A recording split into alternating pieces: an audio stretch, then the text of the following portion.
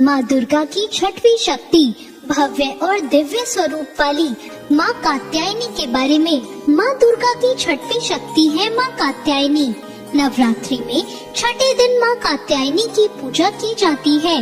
इनकी उपासना और आराधना से भक्तों को बड़ी आसानी से अर्थ, धर्म, काम और मोक्ष चारों फलों की प्राप्ति होती है। माँ कात्यायनी की पूजा से भक्तों के रोग, शोक, संताप और भय नष्ट हो जाते हैं। जन्मों के समस्त पाप भी नष्ट हो जाते हैं।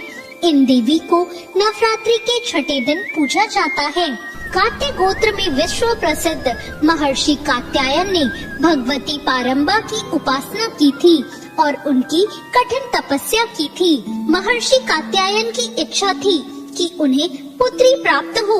माँ भगवती ने उनकी ये इच्छा पूरी करने के लिए उनके घर पुत्री के रूप में जन्म लिया।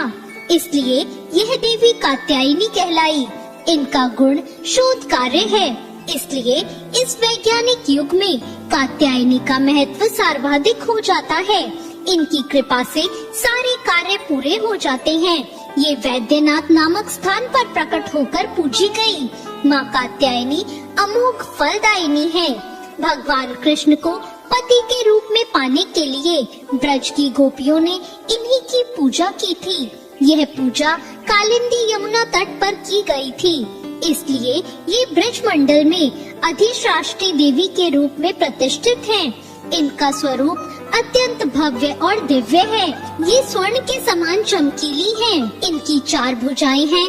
दाईं तरफ ऊपर वाला हाथ अभय मुद्रा में है और नीचे वाला हाथ वर मुद्रा में। माँ के बाईं तरफ ऊपर वाले हाथ में तलवार है और नीचे वाले हाथ में कमल का फूल सुशोभित है। इनका वाहन भी सिंह है। इनकी उपासना और आराधना से भक्तों को बड़ी आसानी से अर्थ, धर्म, काम, मोक्ष चारों फलों की प्राप्ति होती है।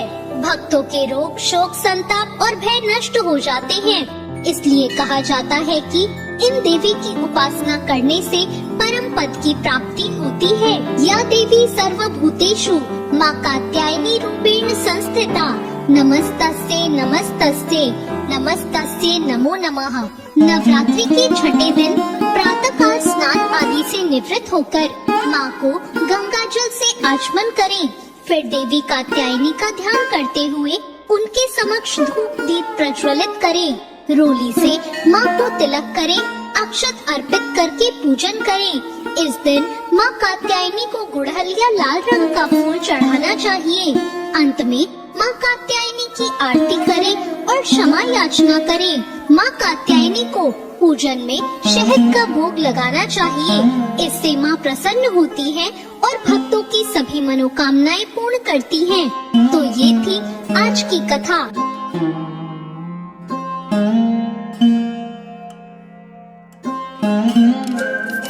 Thank you.